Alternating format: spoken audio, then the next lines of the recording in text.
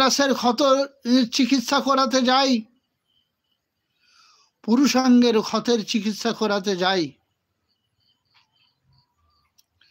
mercury lotion অথবা Dettol দিয়ে ওই ইরাপশানগুলোকে, ওই উদ্ভিদগুলোকে হয়তো চেপে দেওয়া গেল, কিন্তু ভিতর থেকে তো স্পারোকিটা বা স্পিরিডাস, যে সিফিলিসিস ফান্ডামেন্টাল কজ,